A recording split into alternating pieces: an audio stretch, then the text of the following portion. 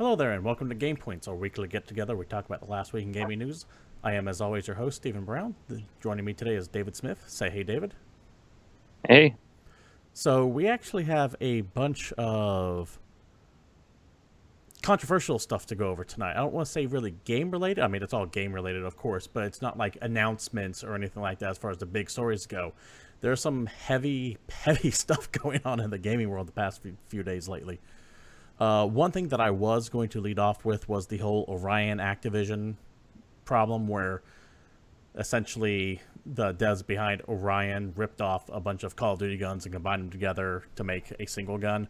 But that's kind of more, for the most part, been resolved at this point, with Orion saying, hey, it was all the fault of this one artist, and they kind of threw him fired under him. the bus. So that's, for the most part, a dead story. But we still have other things to go over with. But before we get into that, how was your fourth, David? Pretty good. Blew stuff up. Excellent. Good. Same here for the most part. Yeah, I mean, that's for small talk. Let's go ahead and get right into things, shall we? And that is going to start off with this whole CSGO gambling controversy that's going on right now. Now, David, Which is a little bit hilarious. What do you know about the Counter-Strike Go gambling scene? Let's explain what that is first. Yeah, I mean, it's like any other gambling scene. There's a lot of pro Counter-Strike play at this time. It's actually probably one of the bigger competitive multiplayer games. I mean, depending on which circles you're talking to, obviously there's like League of Legends and all this other stuff. But CSGO has been around for a long time. There's a lot of people that play it. There's a lot of pro tournaments. And with anything, once it becomes a professional level, people will want to bid on it, gamble on it, make a little money on it, and that kind of thing. And of course, a couple of different rings have popped up. Now, what's funny is I've seen a few of these different rings get shut down by Steam over the last few years, you know, where people are gambling on this stuff and they don't want them to and blah, blah, blah. But then there's this one, which is the official CSGO Lotto. Correct. And what they do at CSGO Lotto, and there's a couple of those stores like this, is they don't bet on matches, they bet on weapon skins. Now, these weapon skins are essentially bits of DLC that you can buy for anywhere from like 4 cents to $4,000 each, and they are obtained via kind of like the equivalent of loot boxes. You spend $2.50, I believe, for a key. That key unlocks a loot box. It does a very roulette slot machine style feel to it, and then you get a reward of some type. Now, normally this would fall under gambling, but Valve's stance on it is, well, since they're not actually money being exchanged, it's not gambling, and as such, anyone of any age can do it. And therein lies the problem. In fact, Valve is kind of being sued right now in a class action lawsuit that's saying, hey, you're fucking encouraging kids to do gambling. Because while they are right, no money is being exchanged, the items that are being gained from this are being sold for real world currency. So it's just kind of like an extra middleman step to actual gambling. Yeah, it's like there's a lot of games where they have items that just have real world value just because of the way people trade for things and all this stuff. I mean, they know exactly how much $1 in World of Warcraft is worth. Right. They can figure out the exchange rates for all this kind of stuff. I mean, they've calculated what the gross national product of EVE Online is, for God's sake. The problem with this one is normally that stuff isn't a problem, but with this one in particular, there is a random payout. I mean, what you've removed the middleman part, removed the digital currency thing. You are paying money, pulling the lever, and seeing what you get back in return. Sometimes nothing, sometimes less than your investment, sometimes significantly more than your investment. So it's a real fine line between if it's gambling or not, and the courts are going to decide that over the next couple months or years, however long it takes. Which will be fun for us. Yeah, I'm sure we'll be all over it. Now, here's the big thing. Here's the story, I should say. A bunch of sites are up there to also do the gambling idea behind it. Now, admittedly, I don't know how exactly they work because I'm not a CSGO player. But what I do know is that in the case of this CSGO Lotto site, there were 2 YouTubers that pushed it a lot. One by the name of Trevor Martin, who also is known as T Martin, and another one by the name of Tom Casil, who goes by Pro Syndicate. And they have been recently hit by accusations that they were misleading their viewers after promoting the game on their websites without disclosing that they were being sponsored by this site they were promoting. I.e., they were getting paid to shill for this site, CSGO Lotto, and not telling their users about it. They were putting up such videos as how to win $13,000 in 5 minutes, and it's all set to private now. You can't go look at it conveniently enough. But it was this video of Trevor Martin, T. Martin, going onto the site going, "Oh yeah, I just discovered this new site, and I hope they pay out." And he was like, essentially acting like he didn't know what this site was. And then, sure enough, on this video, he wins a shit ton of money. Now, here's the problem. According to the state of Florida, both Trevor Martin and Tom Casil own CSGO Lotto. As you can see that I brought up right here, here's the Florida Department of State Division of Corporations. And if you look under the officer director detail, the title of president is Trevor Martin, and there's his address right there. And title of vice president is Thomas Casil. Weird. The guys like to advertise to go check out this cool new gambling site they found, or are the guys that own it? D. Jackson, welcome to the chat. Hope you enjoy it. Yeah, these two jackholes are sitting there saying, "Oh, I hope this site is good," and they fucking own the website. Fantastic. You shady motherfuckers. Now, there's a reason why it's illegal not to disclose the fact that you're being sponsored by or own the shit you're promoting. That's because it's misleading at best. Now, here's the thing. T. Martin came out with this video not all that long ago, going off about how dare you ruin my reputation? What's wrong with you people?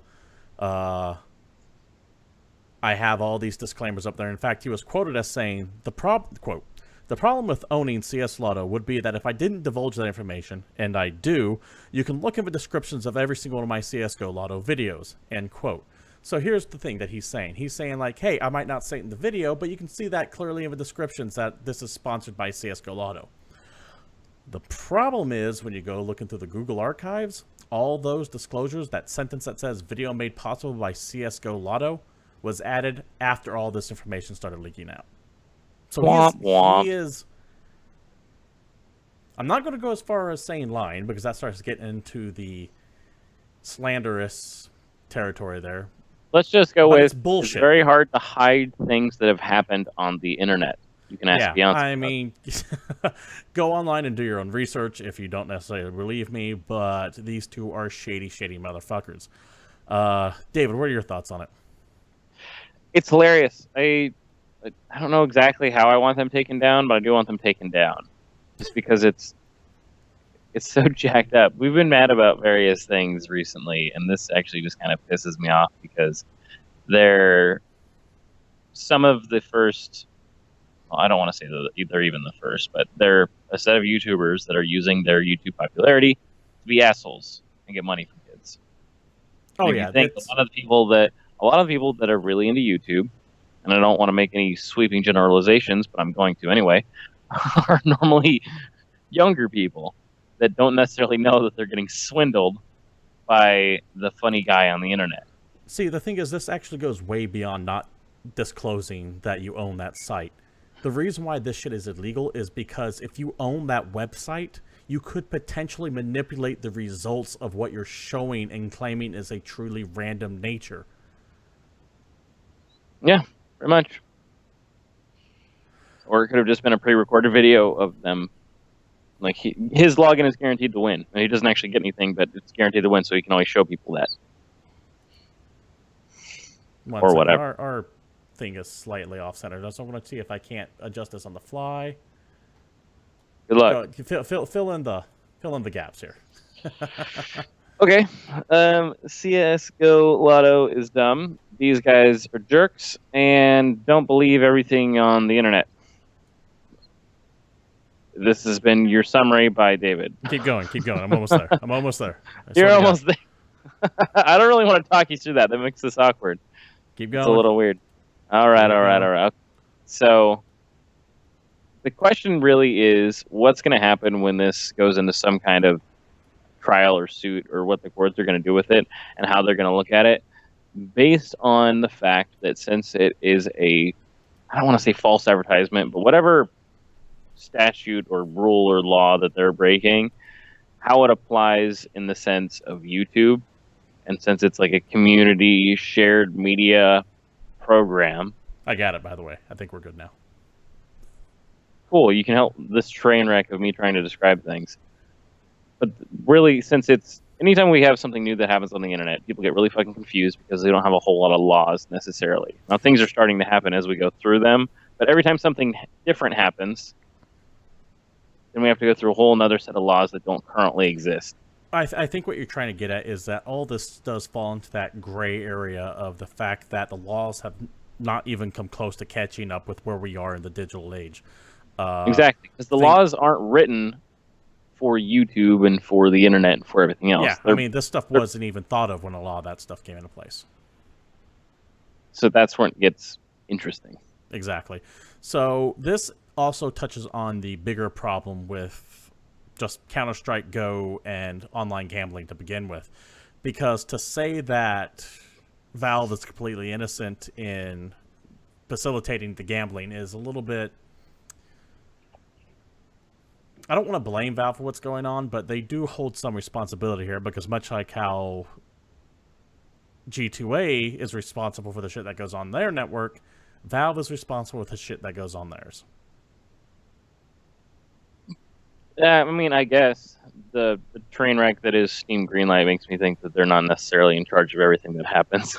Well, it could also be one of those cases where Valve is just so, like, Steam itself is so massive, there's no way anyone can oversight all of it. But, yeah. It's two YouTubers. They're not necessarily paying attention to everything. So, yeah, disclosure is, to sum up, disclosure is important, as you can see in the descriptor down below. None of this would be so much of a problem from a legal's perspective if they just would have fucking came out and said out the gate, hey, we own this site. This is what you think. This is what we think you should do here. The problem came from the fact that they owned the site and were deliberately obscuring that fact. In fact, they acted like they've never heard of it before. If you watch some of their videos, they're like, oh, I hope that they insert whatever here. Not, I hope that I. Because, motherfucker, you know what's going on. Can't really prove it without more legal. And what's funny, though, is that since they're just younger YouTube guys, I mean, there's a chance that they're just completely malicious, but there's also a chance that they're just like dumb kids and they don't know that these laws even exist. Yeah, I guess and they're it's just chance, like, okay, no. Here's how we can drum up business. Because if you think about it, if you have no idea how the fuck business works or how business law works, and you're like, hey, we made this thing, how do we get people to want to look at it? Well, let's just feign interest in it, because that's how athletes sell sport drinks. I get and they're drinking it in a commercial. So they more or less made their own commercials, but they don't realize the fact that, hey, you got to wear the fucking logo on your jersey when you do that kind of shit. At best, Trevor Martin and Tom Casil are shady. They deliberately lied about not knowing, rather about owning CSGO Lotto. They I'm going to go and say it, they flat out lied about owning that. At worst, for sure. They are deliberately hiding that fact and trying to make it to where no one can find this out. And the whole, oh, my honor has been offended bit to the fact that I had the sponsorship posted on my videos, but he didn't really put that up until after the controversy, I think says volumes about this man's character. For sure. Yeah, I'm fine with that. He's a complete and total scumbag. I'm going to call him a bozo. A bozo? Yeah. Allegedly. Let me just go he's ahead. An alleged. Let me just go ahead and preference the past 17 minutes as all this allegedly happens. You can find out the information on your own. I'll be sure to post the links down at the bottom. Come to your own conclusions, but I think you'll probably end up seeing things the way we do. Speaking of scumbags, let's go ahead and talk to G2A. Now... Oh, geez. More of these guys. More of these guys. Now, we ran off on them last week and about how they're essentially a fence, and there was the whole blow-up between them and Tiny Build. It was our topic of the week last week. Well, some developments on that happened, and this information comes from both Polygon and Gamasutra, and I'm going to go ahead and bring you on the Polygon link right here. Essentially says gray market reseller rolls over, agrees to incremental changes at G2A. Essentially what happened was... Incremental is really the big thing there. What happened with G2A is that they kind of capitulated and went, okay, fine, we'll make these changes here. And they're spinning it as like this whole, look at all the goodwill we're trying to encourage, and we're the good guys here and really want to work with you to put us end to the fraud.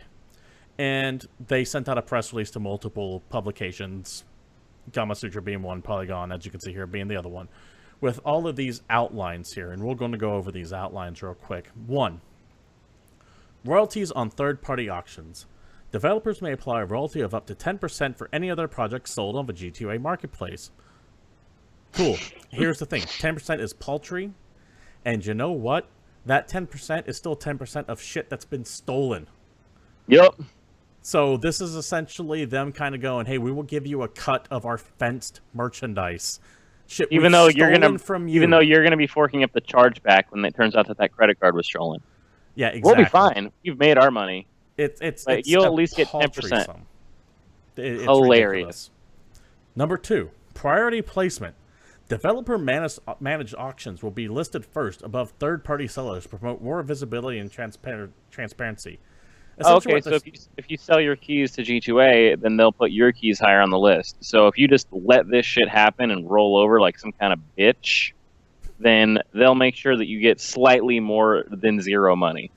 Yeah, no, that's one of those play ball with us and we'll give you some promotion, but fuck that. Number 3, chargeback protection. G2A offers G2A Pay with free integration to developers as a protection on their own websites to mitigate the risk factors. Translation, sign up with us, and then we'll probably go around to help stop the fraud. Which is hilarious because it's doing nothing to address the fact that there's constant fraud. It's a shakedown. That's when the guy comes in. It's a protection racket. The guy comes in with a baseball bat, goes, it'll be a shame if your business burns down, leaves after you don't pay him, and then your business burns down, and he goes, you should have bought the insurance. Let's be quite honest with what this is here. 4, dedicated database access. Developers will have access to our database information to verify sales volume and timing to track the lifecycle of every key and identify legal practices. All right, I can't think of anything necessarily wrong with this one, but the question is any dev going to be able to just access this at a whim, or do you actually have to sign up for the G2A Pay or any other services? You have to sign up. There's no way they're going to give free database information to just any developer that wants to check it out. Exactly. It's not going to go public. It's not going to go anywhere unless you're on the list. And even then, it's going to be very stringently searched, edited, and presented to you in the format that they present it. There's no way they're just going to give you raw documents. Yeah, I want to have more information on how this is going to work before I come down one way or another on it. But on its face, this is a good step. I'm going to give them that.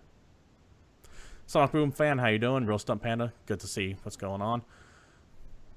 Let's see. Dedicated account managers. We're expanding our dedicated account manager model to support developers and to resolve any question or issue. Quote-unquote, account manager is the key word there. Still means you have to be a part of G2A to actually get access to that.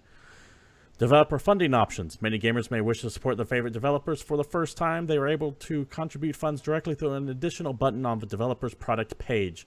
This is essentially the donation button.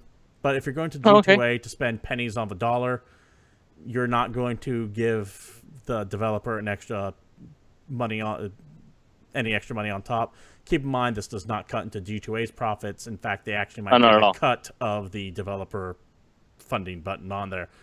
So I get the feeling that might be another way for G2A to milk money. Sounds innocent on its face. Probably really not. Real Stunt Panda, I absolutely agree with you. Do not trust G2A at this point in time. And the last thing that they're promising to do is expansive global access. They say multi-language translation program that expands exposure for developers to our 10 million global customers who are eager for new game and indie developers. This means fucking nothing to the problem. This just means you're going to add multinational support. Okay, who fucking cares? That does not address the problem what's going on. Ultimately, all these topics do nothing to combat what the problem with G2A is. And that is, it's a fucking fence. It is a black market for stolen keys taken with stolen credit cards, and they take a cut of all the profits on it while other people resell it. All of this can be easily solved with the basic, simple protections a site like Amazon or eBay offers. In fact, they're Which so they like to simple. pretend to be. Yes. Where's the eBay for games, except for they have none of the features that has. These are so simple that anyone can use them for all intents and purposes, as long as I believe you're at least 18 for eBay and Amazon. It's not complicated to put this in place, and G2A just refuses to do it because in the end, they know where the most of their money comes from. It'll cut into their bottom line. They know exactly what they are, and they're making any little concession they can to keep getting away with the shit they're getting away with. Which is weird since, like Napster closed. Well, I don't get it. The whole thing is just more or less going to be based on where they are actually located, because you think they're probably going to be in one of those countries where the rules on what you can do on the internet are a little bit different, and even though they're selling and buying keys that they've obtained from different places, where they got it isn't exactly important because there's no record shown of that. They just sell it. That's all they do. They just hold on to this thing. They're StubHub. All they're going to do is they're going to resell your concert tickets. I believe at least they don't StubHub care where you got your tickets. I believe StubHub actually at least has a little bit more of a verification on there, because a lot of StubHub comes from massive corporate deals, not so much stolen credit card transactions, though that does still exist. But StubHub is still at least a step above G2A as far as that goes. At least they have some verification process in there. G2A doesn't, and they're willfully ignorant on that. I feel like it's something to say that I have higher faith in both Ticketmaster and StubHub than I do in G2A. If you've ever bought concert tickets, you know that is just completely ludicrous. Absolutely. But yeah, so G2A is trying to put a public nice, happy spin on this, saying, hey, look, we're reaching out halfway, and people are still slapping us around. Here's the thing. You're not doing anything. I can sit here and make all these grandiose statements about how good I am, but unless I actually take action to prevent the shitty stuff that's going on in my marketplace, it means nothing. And they're not doing any of that. Essentially, all this is a nice corporate speak of saying, once again, play ball with us, and your problems will go away. Classy. Fuck off. Anyways. Man, I think we need to get off the G2A topic for a little bit. Sounds good. We've been doing this for 2 weeks that we're dealing with these guys, and I don't want to keep doing it. Well, it's so annoying. Well, we'll go from one thing we keep hammering over and over again to another thing we keep hammering over and over again, and that is WB and the problems they keep having with Batman. This is from the official WB forums here. After reviewing the progress of the project, the team at WB Games has decided to delay the release of Batman Return to Arkham to give the team at Virtuous Games additional time to deliver a polished Batman Arkham game experience. We do not have a release date, and we will be sure to communicate that once we are sure the game will be ready. So, it's fantastic, because it was going to come out this month, and now it's just not going to come out at all. Nope. Although, great call on their part. I'd rather it be delayed than keep getting pushed out as shitty and broken as it has been. Plus, looking at did you see the trailer for this game? It looked worse than the actual releases. You can't tell me that you have a remastered HD higher frame rate version of your games when it looks markedly worse than the games that came out years ago. As an aside, I should have named this topic down here instead of Nightfall and Nightfail, but oh well, hindsight's 20/20. Yeah. Once again, I mean, I want to say kudos for WB for going, this is a piece of shit, let's delay it a little bit, and we don't have a release date for it because it's going to take that long to actually hammer out. Good. Hey, at least they've done it once instead of just shitting something out and being like, we'll get to it. Yeah, I mean, it's really easy for me to attack WB, and I'm probably going to more than once over the next few months. But I would rather have a delayed game turn out all right than rushed out and be bad. Yeah. Especially with how damaged the Batman license is already, especially in PC gamers who have been given the shitty end of the stick not every single put a ton of love into Arkham Asylum. Just make Arkham Asylum amazing, and everything else can be decent, and I'm fine with it. We'll see how that goes. Next topic, David. This actually is something that we're both interested in. Oh yeah, this is kind of a deal. Amplitude, the guys that make Endless Space and Endless Legend, were actually bought by SEGA. This is via metro.co.uk. Is- Sega buys Endless Legend developer Amplitude. The French creators of Endless Legend and Dungeon of the Endless are now owned by the same company that makes Sonic the Hedgehog. Yeah, what are your feelings on it? Because we both like Endless Space, we like Endless Legend. I like Dungeon of the Endless. I don't know if you do. Oh no, that game is fantastic. Pretty much anything Amplitude has made thus far, I'm a big fan of. So I'm just hoping Sega doesn't screw with them and is just kind of holding on to them and becoming a publisher. That seems to be what they're doing. Sega's been on this buying spree lately. They picked up Atlas. They picked up Creative Assembly. They picked up... now, as long as they don't start EAing these companies and forcing them to make some project and then canning them when the project doesn't turn out exactly as they wanted with no budget, if they just let this company do what it's been doing and just help publish games and just getting some profit, I'm all for it. You do you, Sega. Just don't screw these guys over. Please, please don't screw these guys over. It sounds like chat is with us on the WB discussion. By the way, the delay might have confused some people because by the time we ended that conversation, we're kind of where we're at with chat. I think we're both fine with that Batman getting delayed instead of being a disaster. So I agree with you, Real Stump Panda. But I just wanted to address that because you did say something that we more or less agree with. But yeah, I'm not... how can I put this? You don't know how to feel about it? I'm fine with it. I'm not, like, upset that Sega bought Amplitude. I know a lot of people get very... nervous? Understandably nervous when a developer they like gets bought by a publisher because you never really know what's going to happen. I mean, you can look at EA, for example, and them shutting down, like, Maxis and... But that's the EA effect. EA buys companies to shut down the company and then just use their license however they want. That's like a thing they've done for a couple of years. Like, I get it. And Sega has kind of a bit of a lukewarm reception, especially with Sonic the Hedgehog. While his Twitter account is awesome, if you don't follow it, the games themselves have been mediocre. So I can understand people's reluctance to embrace this, and I get it. I absolutely do. You think Amplitude makes excellent games? I know I do, and you don't want anyone fucking with that vision. I just say let's take a wait-and-see approach on this and see how it goes.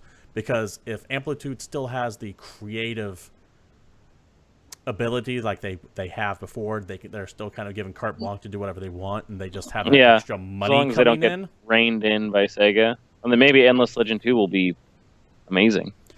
No, that is coming out this year, by the way, and I don't think that's being delayed because of this. So I would actually really like to see that go against the next Civilization, because Beyond Earth and Endless Legend, when that happened, Endless Legend was hands down my favorite of those two games. Endless Legend was amazing. Fantastic. Yeah, and I'm excited for Endless Space too, which should be good. Oh yeah, Redstone play this Harmony expansion? It was fun. Yeah, Redstone Panda says hire a good team. Step 1, hire a good team. Step 2, get out of the way. Step 3, Step 4, profit. Yeah, I mean, I wish it was that easy. But yeah, so let's not completely fly off the handle on this just yet. Let's see how it shakes out. Let's see if their quality drops at all.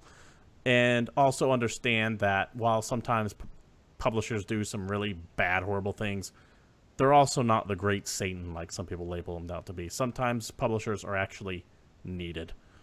So this could be good. This could be bad. Honestly, we don't know yet. But we'll keep an eye on it. Wait and see. Something else that I'm keeping an eye on personally because I'm just so excited for this one is the fucking System Shock remake, reboot, remastered that was just announced by Night Dive Studios on Kickstarter. Now, if you haven't seen it yet, and if you don't know what it is, System Shock 2 is one of the classic PC games. RPG mechanics mixed with stealth/survival horror on a space station. It's like the father of Dead Space and Bioshock. System Shock 2 specifically is very heavily influenced Dead Space with the creation of the many are for the most part necromorphs.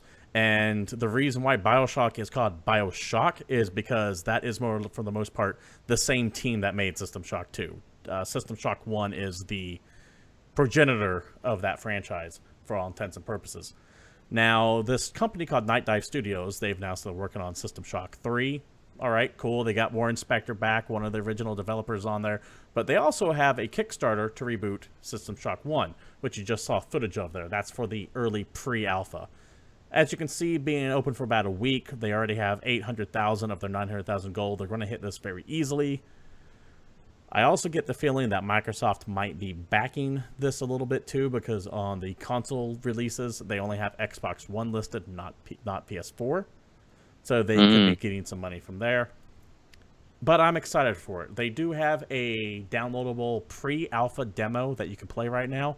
I absolutely stress that it is pre-alpha because the demo does look kind of rough. The textures are rather blurry. It is being made in Unity, which, I mean, I'd rather have Unreal for this, but Unity is fine if people who know how to use it right. Unity has actually come a long way in the last few years. I remember original Unity games being all kind of generic and bland, but nowadays there's some crazy stuff coming out of the Unity engine, so I actually don't mind it too much. No, and I don't mind either. Even with the rough textures of the alpha, it still looks a hell of a lot better than going back and trying to play the first one. Absolutely. The first one was very rough to go back to. Even if you can get it to run on your system, because that's a challenge too. Well, you can, because Steam has the System Shock Enhanced Edition, which is basically the original, but just designed for modern computer support, including mouse support, which the original I don't think had.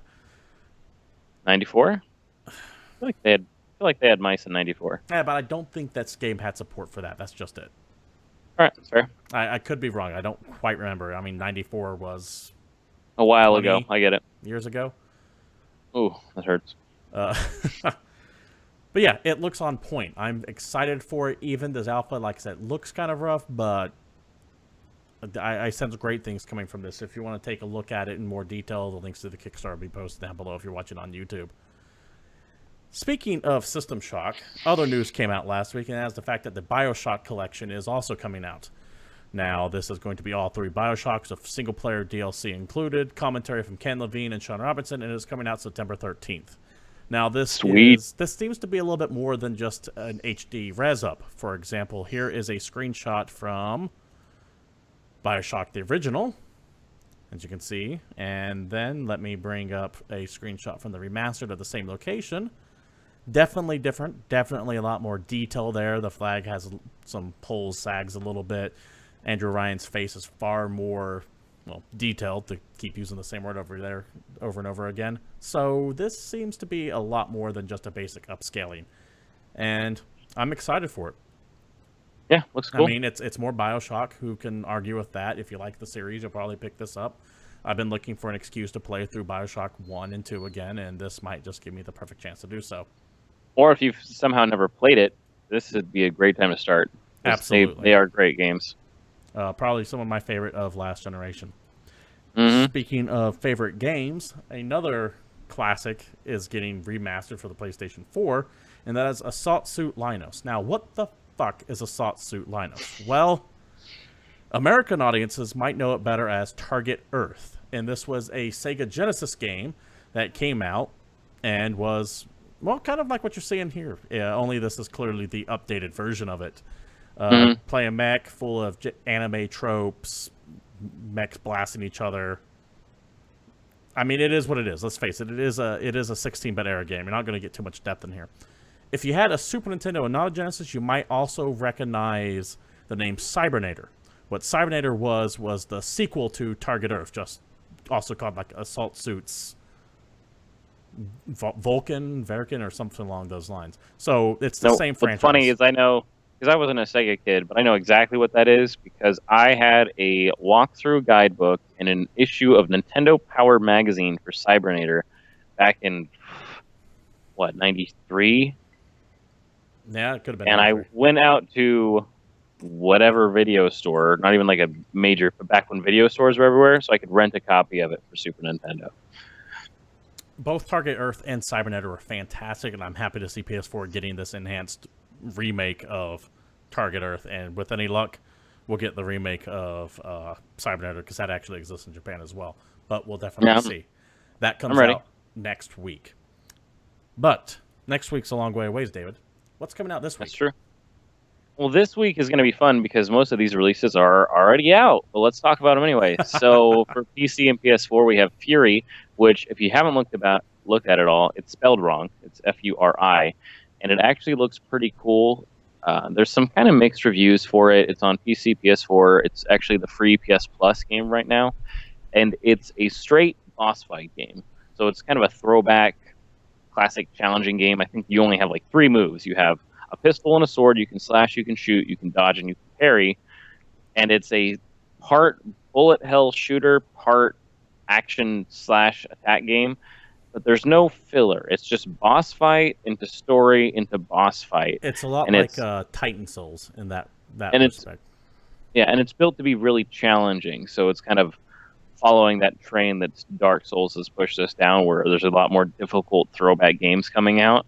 I've heard some complaints about the difficulty. I've also heard some people excited for the difficulty. So it kind of depends on which camp you're following in. If you're more of a casual gamer, I'd probably say avoid it. But I'm actually looking into picking it up. It looks pretty fun. We also have coming out Romance of the Three Kingdoms 13. I had forgotten about this series because it's come out so many times. I remember playing ROTK, I think 4 on Super Nintendo, playing 9 on PlayStation, 7, 8, or 9, one of them. And it's the same universe as the Dynasty Warriors games, if you ever played those. It's ancient China. They take place in like 260 AD. Based off of the actual novel, The Romance of the Three Kingdoms, dealing with the fall of the Han Dynasty. At least I believe it's the Han Dynasty, and the turmoil that followed that. All the crazy nonsense. This game, though, is more of a management. It's like intro to grand strategy. This is the game. Well, I don't know what this one's like necessarily, but the old school romance games are the games I played before I got into like the Super 4X and Super Grand Strategy styled games.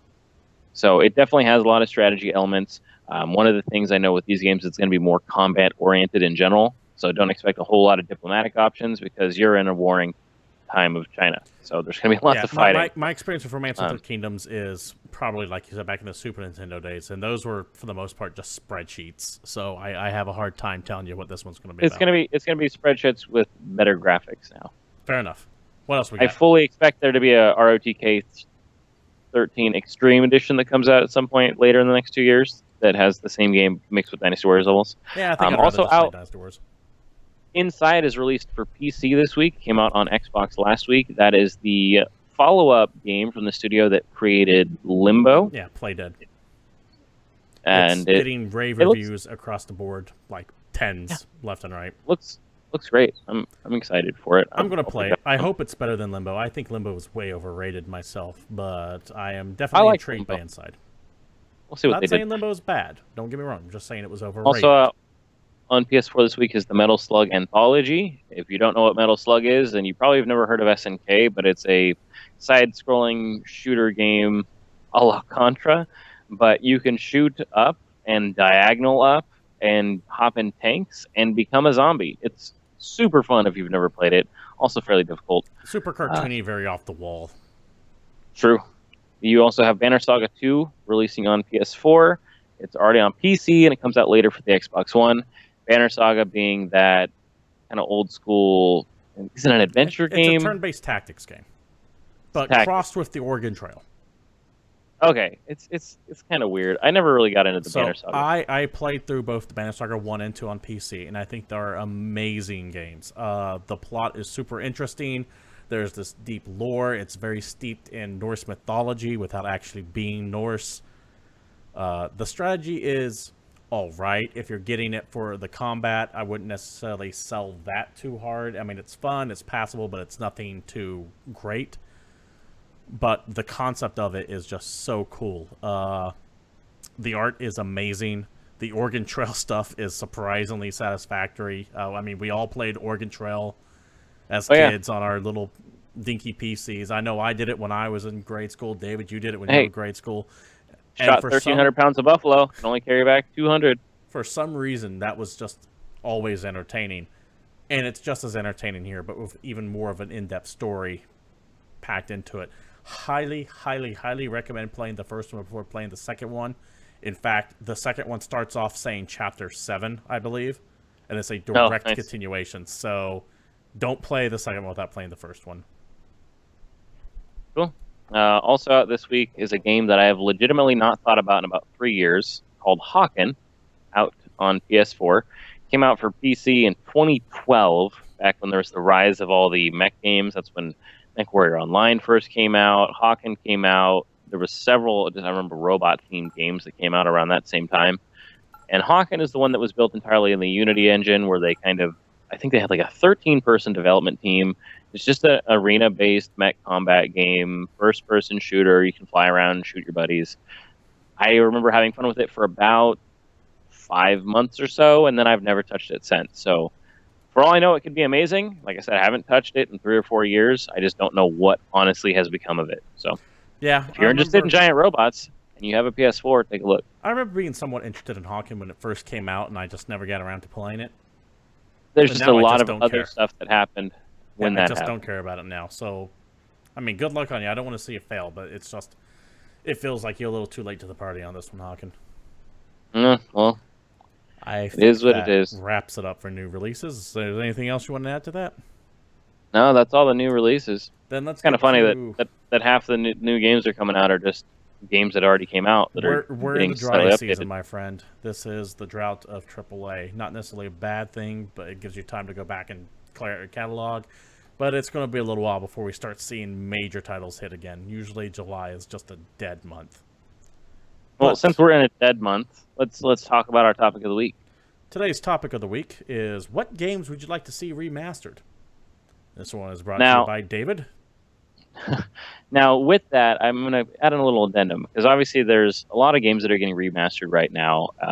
Full games, series of games, and I kind of have this open-ended on not necessarily remaster, but also just full remakes.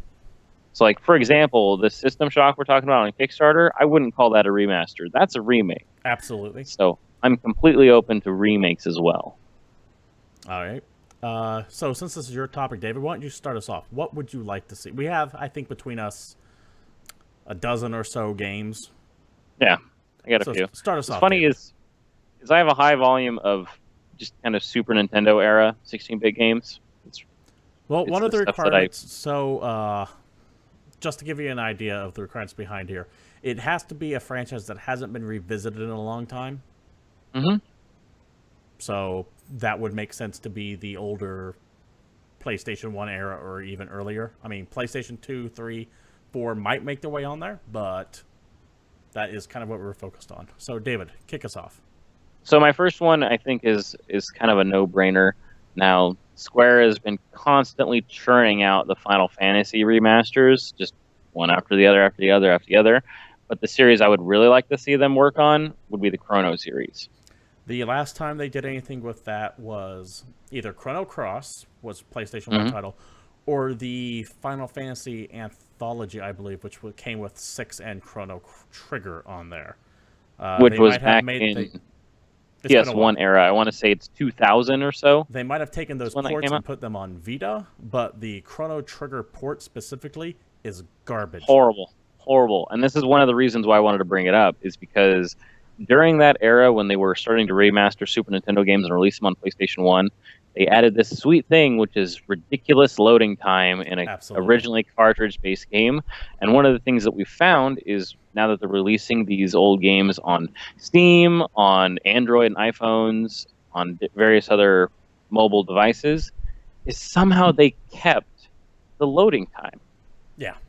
Because they didn't actually do anything to fix it. They just reformatted it one more time and shit it out. It's a tragedy that that game has been treated such a way. Yeah, and so I would like to see this just cleaned up and released well, because I know that there was a remaster recently of like Final Fantasy VI that was released where the textures were just garbage. They kind of skinned it, but then they got really lazy and they put this filter on it that got the edges blurry, and it was just gross. I don't want to see that. I want to see an actual really nice looking, like pixel perfect remake of the Chrono series. And then also, I mean, you get your HD textures and 1080p and all that other fun stuff. But with that, I would also like to see Chrono Cross as well, which is something that I don't think as many people are as excited about, and I know that hasn't been touched at all, so I'd be really excited to see it. My first game, Final Fantasy VI. Because of the exact reasons you said. They technically did give this the remake treatment for iPhones and handhelds, or mobile devices, rather. Ish. and it They used looks the like MIDI shit. music.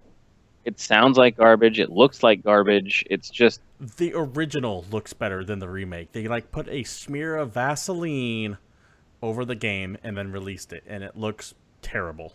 And I it's hate it. upsetting that you're better off playing it on a Super Nintendo emulator on your phone than you are actually paying for the remastered It's copy. almost like that's what I'm doing right now. Yeah, womp womp. David. So I'm actually going to jump ahead into the future because I said I have Okay. mostly Super Nintendo, but not all. Now this had a HD re-release, but I think what I really want, well, what I really, really want is a sequel, but I'm not going to get that. It's just never going to happen. There's no chance in hell. I'm also not going to get a remake of it, but that's the Zone of the Enders series. Yeah, there's no way that's going to happen now, especially not with That Kojima that gone. has a negative 10% chance of happening. I say negative because there's a decent chance that they're going to rehash it as some kind of stupid pachinko machine. Because Now, that's what Konami does nowadays. you already But mentioned this. This does have an HD remaster on PlayStation 3, I believe. yes, on PlayStation 3, but the main thing I'm talking about is I want this crazy fun thing that's happening now where everything's coming out on current gen, including PC. And I would love to see that would be Zone good of the on PC. Enders on PC with an uncapped frame rate, with just crazy high level texture Zoe detail. Like, with high definition textures that a PC can handle and an uncapped frame rate would be insane because that game is already insanely fast. yeah, it would be amazing. I would play it every second of every day. My next So one. I don't know if you know this. I get kind of obscure in my picks here. My next one is Colony Wars. Colony Wars, was that the PS1 game? PlayStation 1 space simulator game in the vein of Wing Commander or X-Wing. Cool story. That game was super cool. Fantastic graphics. I remember Vengeance, I think, is the one that I played. There were 3 Colony Wars. There was Colony Wars, Vengeance, and Red Sun, which we don't talk about. Made by Psygnosis, which eventually became Sonic Computer Entertainment London, I believe. I have to look that up. I'm not positive. Never did a console do a space sim shooter correctly since Colony Wars. Colony Wars nailed it. It felt great, controlled perfectly. I think it would make a perfect PlayStation VR game. If you're listening, Shuhei, I almost said Hideo Kojima. If you're listening, Shuhei Yoshida, put Colony Wars on a PlayStation VR. I will buy it day one. So you have at least one. Oh yeah. cell. I also remember it having like a really clean HUD. Yeah, Colony Wars was the way it beautiful. looked is like you're kind of just in the ship, and that's just what you're doing. And I think there was like limited targeting information, but it wasn't cluttered. It was back before there was just a shit ton of information. There's not a bunch of tutorial nonsense. No, you're just in a ship. You're flying around shooting stuff, and that's awesome. David, what's yours? You're next. So this is something that I believe we're finally going to see one of these games come out, but I don't think I've ever seen them all together. And what I'm talking about is going to be Earthbound 1 and 2 and Mother 3, re-released as one comprehensive trilogy with the same title. So you want it kind of like, to use another Nintendo game, Super Mario All-Stars. Mm-hmm. To where they just put them all on one cartridge, disc, whatever Nintendo is doing, and go, here you go. Yeah, here, have all your Earthbounds. Or just re-release them as Mother 1, 2, and 3. I don't care. Do you want them changed at all? Or do you want them to keep that same 16-bit look? It would be okay with the 16-bit look. Like maybe if you have something you want to clean up, the big thing is if you can get me some higher quality audio, that would be fantastic. All right. But that's really all I'd want. Is I just want those games all shoved together in English that I can play. But the challenge there is now we're talking about a Nintendo franchise, and that ain't gonna happen. Nintendo's really weird with their properties when it comes to remasters and re-releases, or the fact that you can't play Super Metroid on the fucking 3DS, as far as I could tell last time. It's been a while since I've touched it. Oh, well, all the Super Nintendo games you can only play on the new 3DS anyway, because Nintendo That's don't like. stupid. I don't get how you can't port them. I don't understand that logic. But anyways, I'm sure it's some tech thing, or it could just be Nintendo bullshit. Who knows? My next one, also from the same studio that made Colony Wars, Psygnosis, G-Police. G-Police was a futuristic action game. You flew around in this like future cop helicopter. It dealt with a war between two corporations.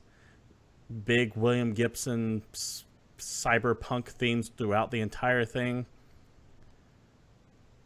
It had some pop-up issues, but that was the PlayStation 1 era. I mean, things would just suddenly appear as you're flying through. But god damn, that game was a blast to play, and I would love to see an updated version of it.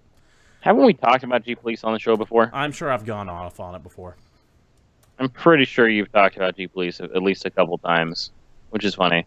So my next one is going to actually be, funnily enough, a SEGA game that I know had a sort of remaster a few years ago, but it was handheld only. And again, I get it. You want to put stuff on handholds because it's easy and it's nice to just put your throwback games on the handheld, but I want to see things in 1080p. I want to look at them.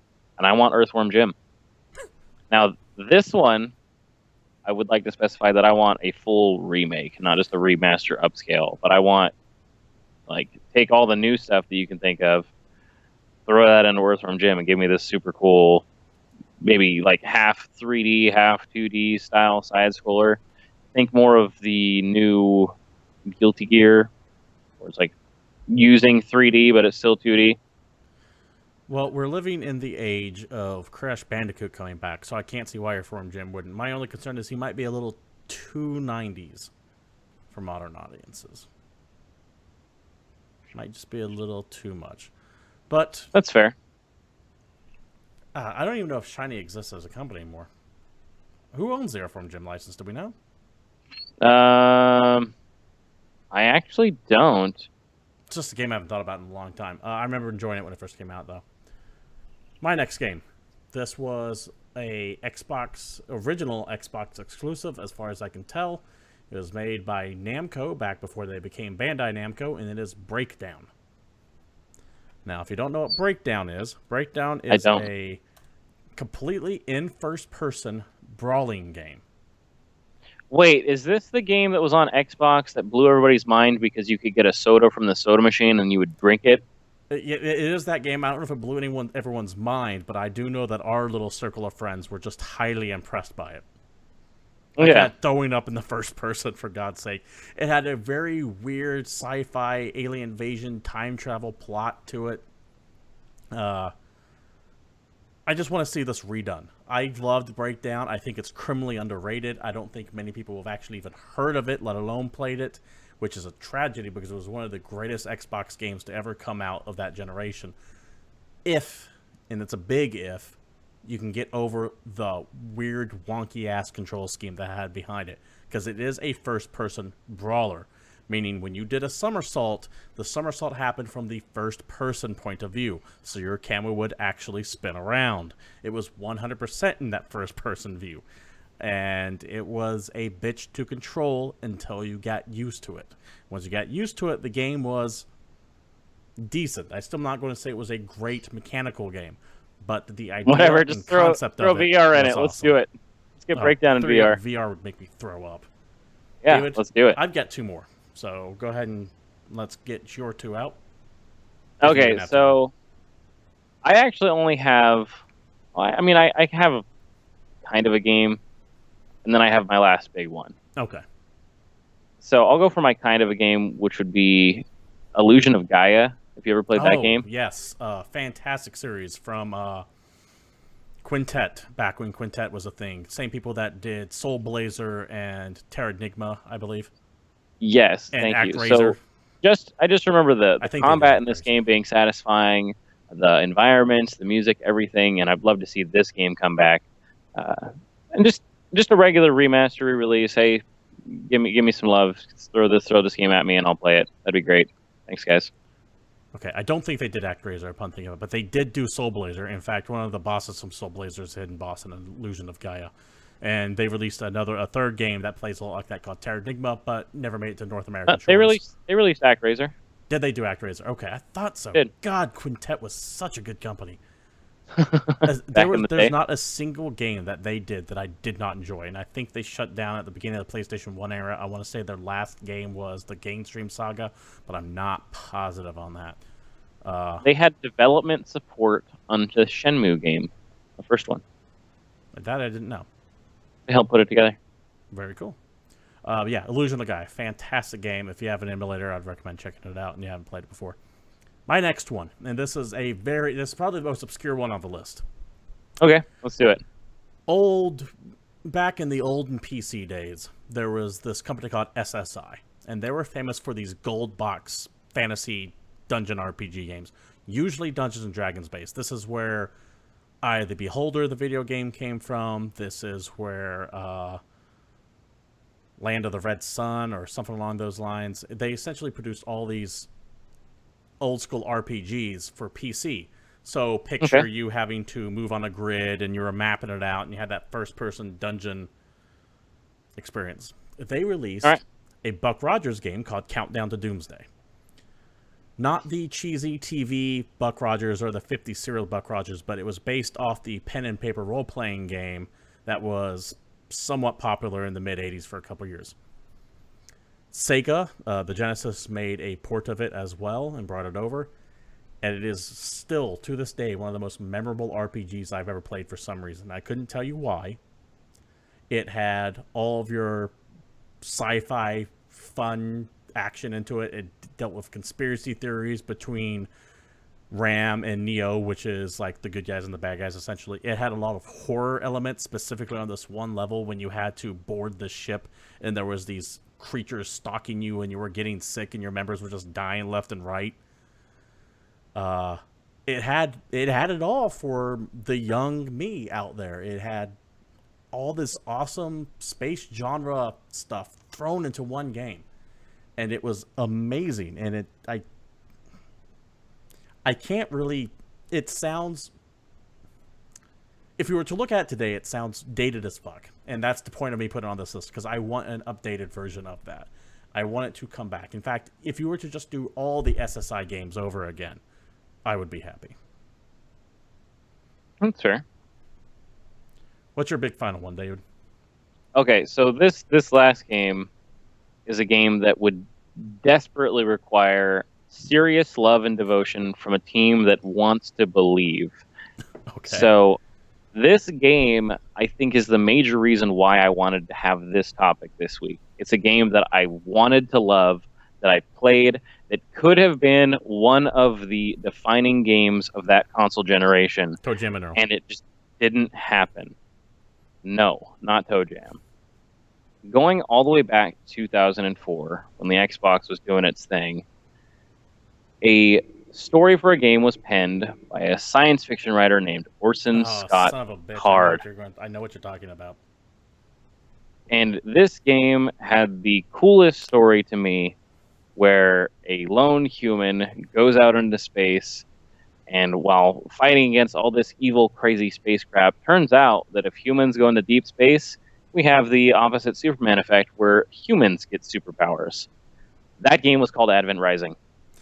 Advent Rising was amazing. It was a technical mess, buggy all to hell, locked up Xboxes, had major issues. It could easily not exploitable. run on that system, because it had too much going on to run on the Xbox. But that game made you feel like a god by the end of it, and it was amazing that it did so. It was originally slated to be first part of a trilogy, but Majesco kind of went boom after releasing the first one, and there was just so many problems with it, so many issues that it just never really panned out. But the story to that game was fantastic.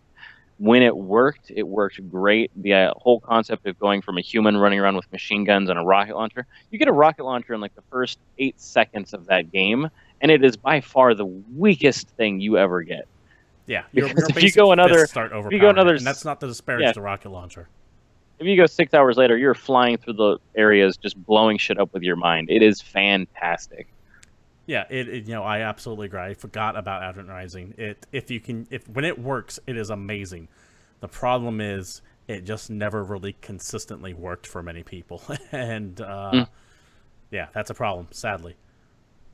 My final one, and it's not so much one game as much as a series, and that is the Strike series: Desert Strike, Jungle Strike, Urban Strike, Soviet Strike, Nuclear Strike. Going around all the Strike games, going around in a helicopter, blasting shit, doing all these weird little side missions, like kill 5 tanks here and then go over here and blast 2 tents, kill the commander here and come back. Started on the Super Nintendo, ended on PlayStation 1. kind of a throwback style of game, if you think, because They were it's all a helicopter isometric. game that felt more like playing like 1942 or something. You know? Yeah, kind of. I remember specifically the last two games. Soviet Nuclear Strike had all this super cheesy full motion video thrown in, but of course that was in at the time, so I was fucking hooked on it. I loved the Strike games, and I would love to see those come back, or at least be re-released in some nice high-def version of it, complete with the cheesy ass full Yeah, motion video added in there. give me the equivalent of like the Namco Classic series. You know, where they have like all the arcade games and they just kind of clean them up a little bit. 'Cause Yeah. it was who made that? Was it EA? I don't know Somebody? who published. Namco published it. No, it was Namco. Yeah, they made the Huh? Namco classics. No, I'm talking about the Strike games. Yeah, EA makes those, or at least published them.